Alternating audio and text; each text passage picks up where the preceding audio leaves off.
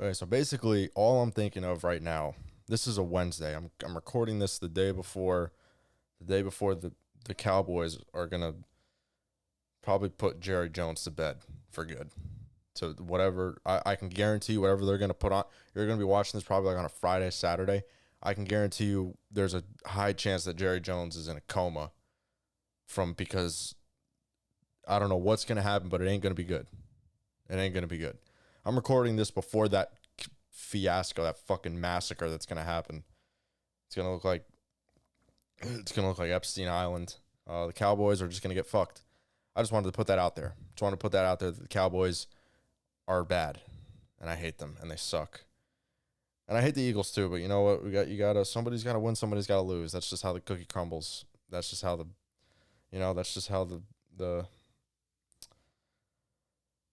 Okay, yeah. So basically, what I'm saying is I'm just thinking. I've been thinking for the past 2 weeks.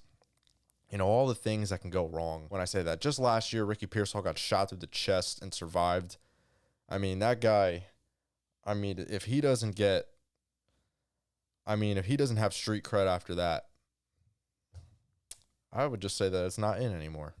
It's old news street cred. It's not worth it. If you can't get street cred after that, I mean, the injuries from last year, the pure just, I mean, Deebo Samuel's fat, all the bullshit, man. I had to hear it over and over and over again. Ayuk comes back after not playing the whole training camp, and then he comes back and he blows out his fucking knee. I mean, that's just life being a Niners fan. As soon as you're at the top, you're right at the very bottom. There's no in between.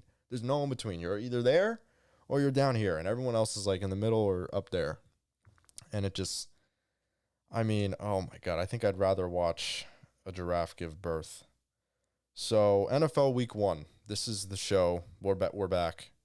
If you couldn't tell, I've just been thinking about all the things that can go wrong. The Niners, they piss me off all the time, but I love them. I always say this. Ricky Pearsall should go crazy. The NFL is filled with a lot of surprises week 1, and it usually never lasts. So anything good, anything bad, whether it's fantasy, your favorite team, your favorite player, don't overreact. But everybody does it anyway. And, even I do it because it's for the culture. It's for the clicks. It's for the what ifs, the goosebumps that you get saying like, oh, who's going to get caught doing drugs this time? Who's going to do steroids this time? Who's going to get suspended and fuck over my fantasy team?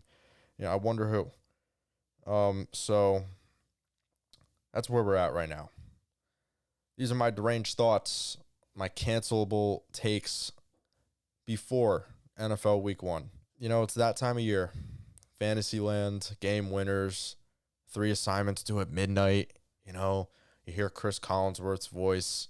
Now here's a guy that's ready. Talking about myself. Here's a guy that's ready for some smash mouth, ground and pound, get ran through like a freshman at Arizona State kind of football. Will Joe Buck get drunk in the booth again? It's December! Will a cold-ass white boy give us another great soundbite? Tight shit. Over under 2.5 CJ Gardner-Johnson crash out moments this season. Quick pause and... How many holding calls will the refs just let Kansas City get away with? How many times will they just sit there and just watch Kansas City's left tackle just completely suplex somebody to the floor and just not do a damn thing about it? Probably a lot. How there's always that one person that in your life that you just, you might not even be like close with them. You just see them every now and then, or they're in your workplace or they're in your school or something. They're just in like your life somehow. They always find a fucking way to weasel their way into your fucking space.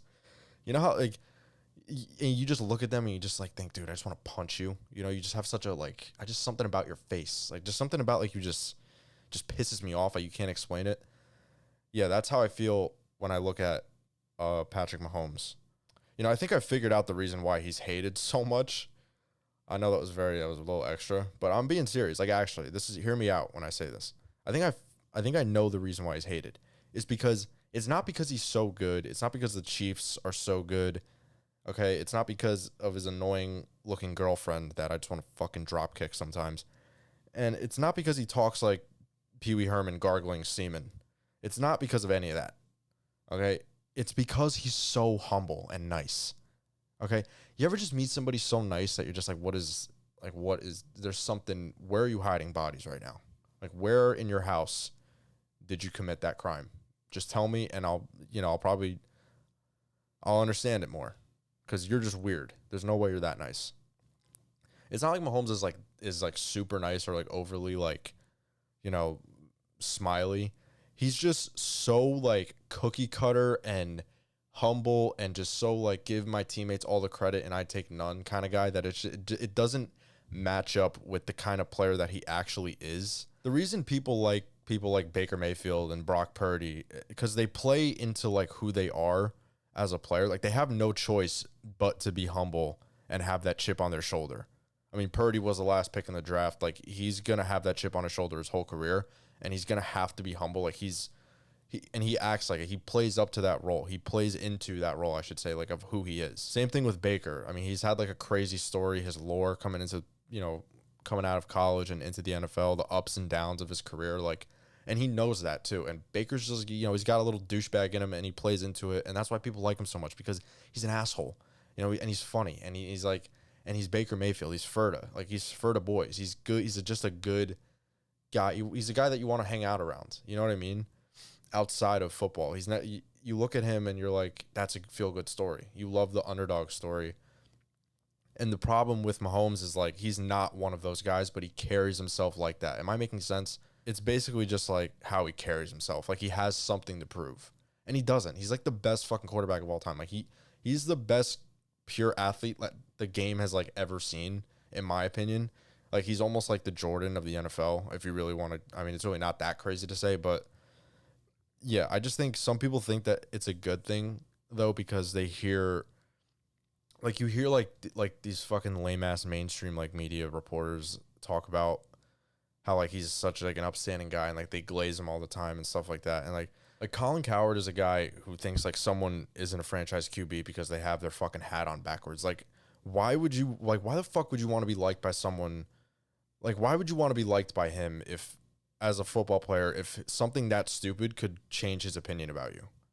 Like it just doesn't make any sense. Like people in mainstream media, they support people like Patrick Mahomes because they expect him to like be the way that he's been his whole career with just humble, answering questions the right way, like being that like there's no controversy around his name. You know what I mean? Like and that with that you kind of there's like this lack of authenticity, I feel like. And this isn't about him as a person. Like I don't even know the guy as a person. Like obviously like I'm not bashing him as like a guy, like as his own. Like I'm sure like if I met him on the street, like I could just talk to him like a regular guy because he probably is really fucking cool. Like he honestly I'll sit here and say like as much as he's like broken me over the years, like broken my will to watch football and live in this world as a person, he's probably a chill dude.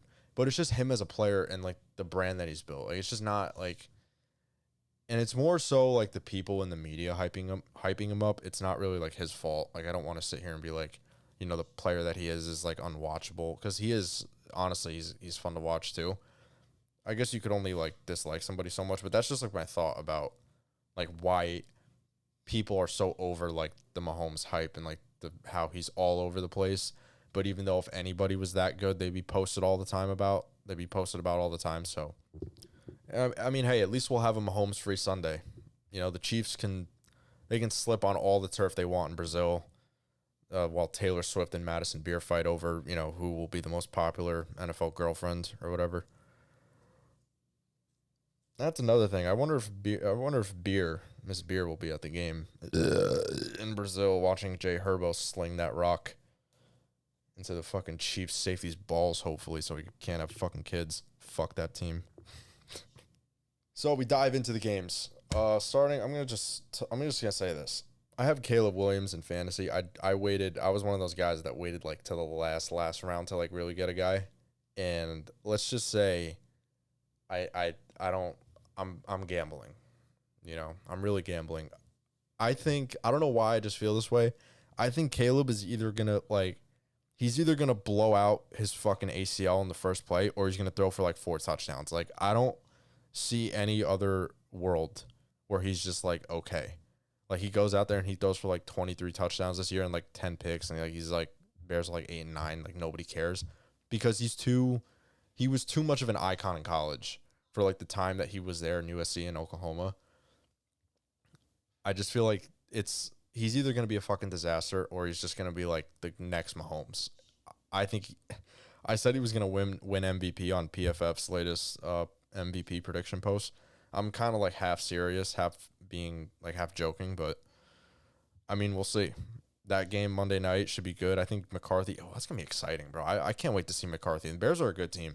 Like, no matter the product that they put out, like talent-wise, they have a lot of good players. So I think same thing with Minnesota. Like, I think it's going to be a good game. I mean, I like McCarthy. I'm an Ohio State fan, so I should have every reason to hate him. But I don't. I kind of like him. I don't know why. But Joe Biden traded Jim Parsons to the Green Bay Packers, and Parsons will be beating Goff next week. He'll be beating Goff all over the field. Beating Goff. I'm sorry, but if you drafted Jahmyr Gibbs in fantasy, you're fucked. You don't draft the number 1 overall running back from the year before. You just don't. Take it from me. I drafted McCaffrey last year, okay? And everything said, I was saying to myself, everything was saying, don't do it. I was telling myself, I'm like, you know how this goes. Ain't no way he's going to repeat. Ain't no way he's going to get hurt. Like, something's going to happen. He has this fucking Achilles issue. Being very ominous about it. But I said, you know what? Nah. I'll just go with CMC. Should have went with Bijan. That was the player that I wanted, and I should have got him. Still scored the second most points in my league, but fuck, I could have been the best team. I could have easily been the best team, but I didn't listen. That's why you should always go with your gut in fantasy. You never go with ADP. When it's your guy, you take your guy. Doesn't matter. No bias should come in. So, yeah, you never redraft the running back one from last year, never. But they're not going to listen. They're going to do it anyway. So, and everyone's talking about JMO too. Like, I just don't. The thing about JMO is like I think he's overvalued. I think he's going as high as like the 5th round for like no reason. Like, why are you taking James? It's the same thing with Devontae Adams. Like, there's something about like taking a wide receiver 2 in like a 5th, 4th round that just bugs me so bad. Like, I've never been like a T. Higgins guy in fantasy. I've never been like a Devontae Smith guy, even though this year I think Smith is gonna have a good year. I've never been like the kind of guy that's, even though the receiver's like really good, I just don't like taking wide receiver 2s when I can take 2nd-year receivers that are like going to be the top target in their offense. Like, why take those guys when you can just grab like, a top 5 receiver in the 1st round and then get like a bunch of rookies or 2nd-year guys that are going to be like the top target on their team. So like, yeah, that's just how I feel about that. Same thing with JMO. JMO's, I mean, he had like 50 catches, 9 TD. I mean, he's a big play guy. I mean, that's just, you can't rely on that. It's like a running back being touchdown dependent. So, yeah, I think Lions Packers being the week 1 game. I don't know. I feel like the NFL has become so corny with like week 1. Like, I feel like they're just afraid to like. I think they're afraid to put out like some interesting, like some juicy week 1 matchup as like the game of the week. Like, I don't know. That's just how I felt the past few years. But Rams Texans. Perfect game. That game should be really good. I would rather watch that as the game of the week. But now, non-Texas residents, think about how bad your local high school football team is, and then think like a tier below it, like right here. Like, that's the Jets. That's the Jets. The over/under for the Jets Steelers game is 37.5, if I'm not mistaken, and I'm hammering that under, first of all. And speaking of hammered, that's the only way that Jets fans are able to watch and finish a full game. Final score of this game, this game's going to be so fucking bad, bro. Oh, my God. It's going to be like, you'll be lucky if any team exceeds 20 points. I think it's going to be like 16-13. Like, it could be as low as like 10-9. I'm not even joking. Fields and Garrett are going to reconnect. Except it won't be like Ohio State. It will be like it'll be like watching like the light-skinned Zach Wilson throw to Corey Davis. Like, that's literally what it's going to feel like. So, Rodgers has no weapons. I've never been a huge DK fan. Not even because he was on the Seahawks. I just never really, besides 2020, like he's always been like just middle of the road, and he's been hyped up like to be like, somebody who can like change your offense, or like he's always been like a big name with like very little to back it up, in my opinion. So yeah, I mean, I don't know. I just don't. There's nothing exciting about the Steelers. Like there's no like Roman Wilson. I can't see him doing much. Calvin Austin's like decent, but there's only so much you can do at his size, I feel like. And Rodgers, the thing about Rodgers is that like he knows what he wants in a receiver, and like I feel like if he doesn't get that from you, like he's just not gonna throw you the ball. And honestly, you really can't blame him because it works so well with him and Devontae, and like him and Jordy and Greg. And so yeah, I don't know. I just don't think. I'll say this, like I think the experiment in Pittsburgh is gonna go just as well as it went in New York. Boring ass game. I don't really care. The other New York team, though, I'm ready to fucking watch Jackson Dart. I'm ready to see Jackson Dart, man. He's the absolute GOAT already. Put him in the Hall of Fame. I don't even give a fuck. Put this guy in the Hall of Fame. He's got a cool ass name. He cheated on his girlfriend. Fucking savage. The Giants' schedule though is hard. I will say that. If they did not have such a hard schedule, and usually when they say it's the hardest schedule in the league, it doesn't really end up reflecting on the record, I feel like. And when someone says, "Oh yeah, they have the easiest schedule in the league," like it really doesn't always end up reflecting on the record, like because teams change, they based off of it from last year. So let's just hold our horses a little bit. Let's hold our horse teeth. Let's hold it, just cool it for a second. Even though the Giants do have a very hard schedule, I can see them being very watchable and, dare I say, like good, fighting for a playoff spot by Thanksgiving still. After that, I don't know, but I could see them going like 7-10, 8-9. I really can. They're no cakewalk, bro. I feel like people are like sleeping on the Giants. I've seen a few people take them to make the wild card, and I don't think that's crazy. I mean, like I said, hard schedule, tough out. But there's a reason that they got Burkhardt and Brady. I'm pretty sure that's who's on the call for the game. It's a 1:00 game against the Commanders. I mean, dude, the Commanders aren't just gonna run away with this. It's a tough game. It's gonna be a good game, I think. And pretty much every time I feel like the Giants and the Commanders have gotten together, it's been pretty decent. Like even when they were both bad teams, like I remember 2021 or 2020 when it was like 32-29 on Thursday night. They just had that tie a few years ago, like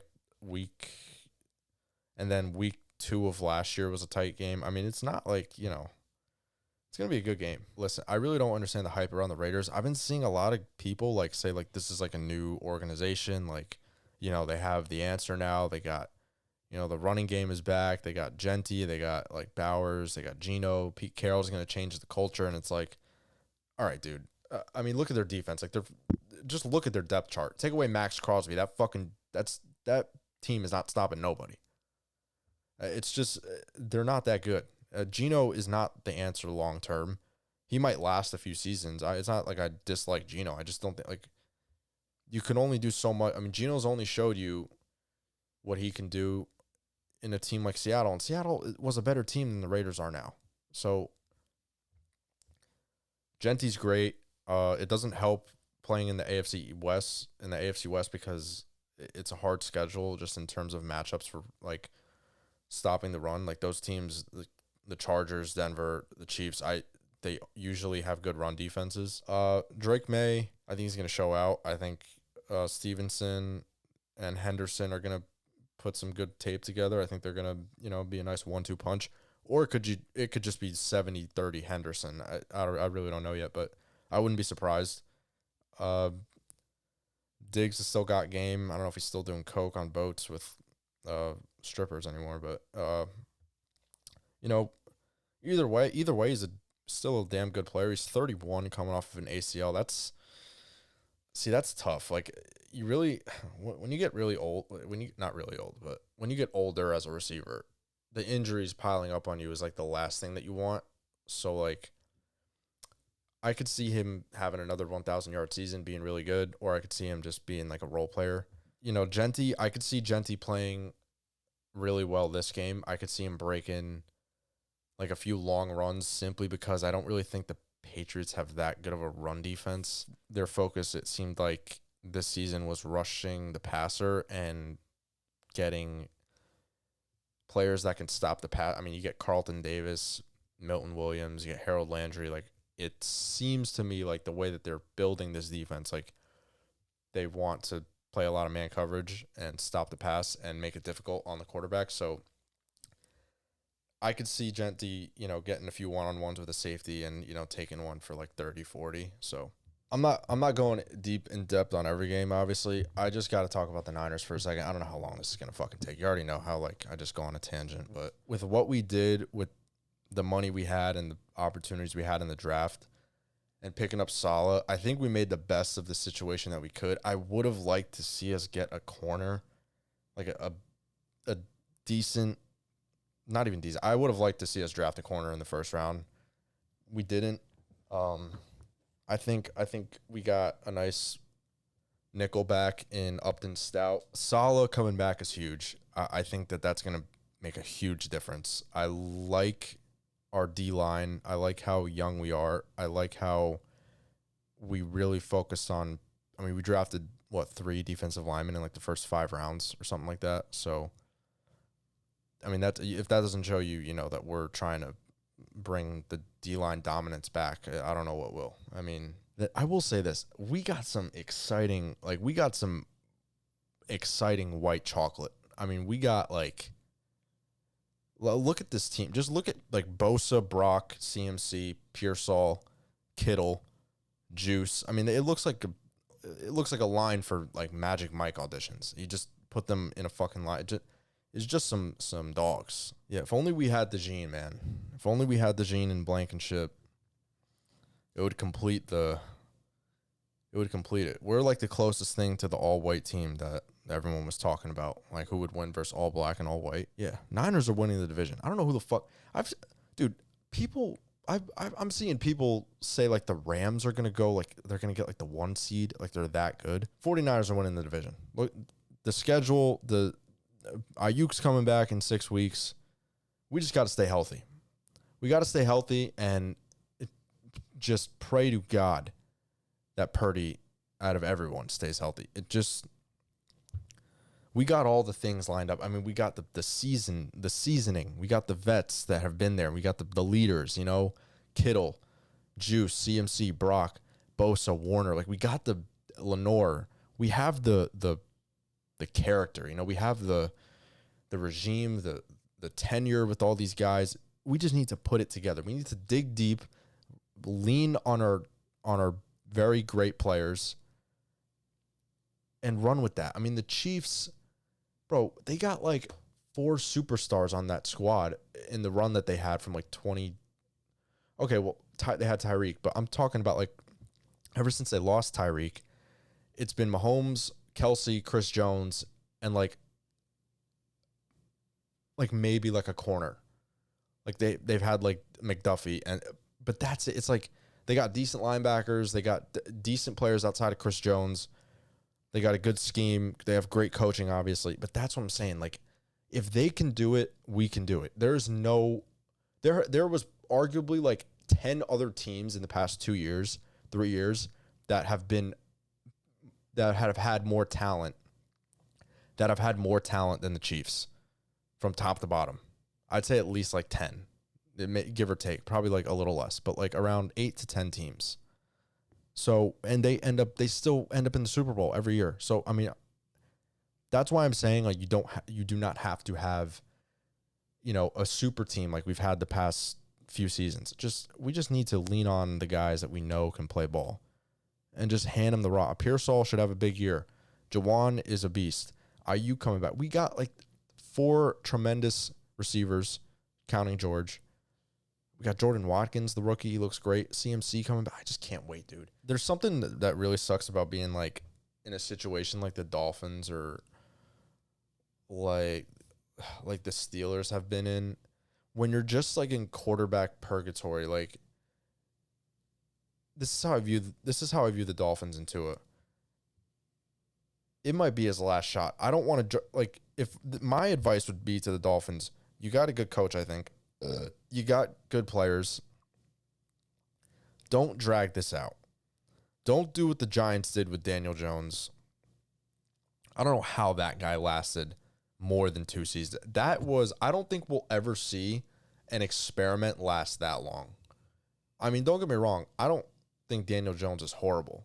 I just think he was dealt a bad card, but they just never got rid of him. I've never seen something like that last that long. I mean, everything showed that, like, this guy is not the future for you guys. It didn't make any sense to me. He's just not your guy. I just don't think he's your guy. I think, like, McDaniel and Tua's run, it should come to an end now. Trade Tua, start over. Just trust me. I wish it was that easy, obviously. But I just think you got to cut the ties, man. I just don't see him, like, you know, when it really matters most, you got to clutch up. You know, you got to really start putting some wins together late in the year. Cold weather especially. Tua in the sun in like 70 to 75 degree heat in Miami versus Tua in Arrowhead or like just anywhere cold in Buffalo. Like, it is night and day. Like, it is really, and it's the same thing. It's the same thing with the Colts. It really is the same thing with the Colts. Like, waste of talent. It's just quarterbacks just go there to just play their lot. Like Phillip Rivers, Matt Ryan, Carson Wentz, Daniel Jones. The list just goes on and on. The Colts, it just seems like they'll do anything to hold the standard of the most mid team in the NFL. Like, they don't want to be good or bad. They just want to be good enough to, like, be talked about as, like, possibly making the playoffs the next year. It just doesn't change. I mean, they took the shot on Richardson, but they just gave up on that, it seems like. I don't know how you put the guy back in, and then if he plays like shit, you go back to Daniel Jones. It's just a fucking disaster. And there's nothing worse than a team that's, like, good. They have so much talent, but the quarterback position is the biggest Achilles heel. That's the Colts. I mean, that starting offense, the line, the receivers, the running back, the defense, like the D-line, even, like, the linebackers, bro. They got so many veterans in that secondary. They got Ward, Howard, Bynum. I think they re-signed Blackman again. I mean, they got Defoe, Latu. They got players that they're too good of a team to, like, not be competitive for that division. And I don't know. I don't see. They got Tyler Warren now. Maybe DJ. Hey, DJ. Daniel Jones could have a Baker Mayfield resurgence, maybe. Matthew Stafford's back is okay now, so I guess that means he's taking a break from the strap-on. His veneers won't save him this season, though. No. Staffy's veneers are not going to, make someone blind, make the opposing team's cornerback lose sight when he's looking at him so he could throw a touchdown to Nakua. I think with Stafford, they're obviously going to be decent. Like, you're obviously going to be, like, in the mix, in the hunt. You're not going to have, like, a top 10 pick this year unless something goes horribly fucking wrong. But I'm just saying, like, Stafford's probably on his last 2 years. Not really because I don't think he could play anymore. Just I don't think he wants to. There's something about him just seems like he won a Super Bowl. His back is fucked up. So yeah, if I was the Rams, if I were the Rams in that situation before, I would have gotten Jalen Milroe. I would have gotten Milroe or somebody with, like, some upside in the later rounds, or they might do that this year. I don't know. There's not really I don't really think there's a Milroe, and I mean, maybe Lenore's Sellers. They got Houston this week. I think, two very well coached teams. D'Amico Ryans, he's bald. He's also a really good coach. I mean, that division is just, oh my God, that division is just so fucking bad, dude. I'm just convinced that this will be the AFC South for, like, the rest of eternity until, like, it's just going to be Houston winning it all at, like, 10-7 every fucking season until, like, I guess Goodell expands to Europe, and then after that, it's just nothing matters anymore, and we're all just going to kill ourselves. Lamar and Allen week 1, Sunday night. I mean, this is probably the most, like, anticipated game of the week. It's definitely the best on paper, in my opinion. I mean, this should be the two MVPs from the last 2 years going at it. Opening day, I mean, Sunday night, it should be fireworks, like, all night. So, I mean, if Henry, though, gets rolling early, I can see them pulling away like they did in week 4 of last year on Sunday night. like Henry broke that long run early, and like the Bills just never got shit going on the ground, so or just anywhere on offense. But then Buffalo beat them at home in the divisional, and they look like a totally different team. So you really don't know what kind of version of the teams you're getting, I think. Now, who's going to be the next famous girlfriend? Josh Allen has Haley Steinfeld. You got Travis and Taylor, and you got Jay Herbo just bagged Madison Beer, which is just an insane pull. My money is on Sydney Sweeney and Cooper DeJean. Genes are passed down from parents to offspring. LA and KC play on Friday night. Dude, I just wish, like, for once that, like, Justin Herbert can just beat Mahomes. Like, they could just, I mean, the Chargers as a team in general, they can't beat Kansas City. I don't know what it is about them, bro. They just can't. Justin Herbert, just please. If you need to get a quick bang in before the game, get your blood pumping a little bit, get some fucking aura points, just do it, please. Just do anything. Just beat them. Just beat them on national television so I could go into Sunday feeling like God. So, because I saw Mahomes get dethroned and just start 0-1 for like the first time in his career. Just please. Cardinals Saints, that game's going to fucking suck ass. If I hear one word about Travis Kelce and Taylor Swift's engagement, I'm going to fucking light myself on fire. Thanks for watching. Follow the Deep Ball on Instagram. That is the Deep Ball on Instagram. D as in dick. Go follow that. We got the best NFL content around. I got some graphic updates, some sick graphics dropping. So you're not going to want to miss it. Now it's free. It's free content, free content to consume and rot your brain. You know, the reels, the TikTok, the brain rot, free football brain rot on the Deep Ball for 2025. Balls deep. See you in the next one. See you after week 1. Peace.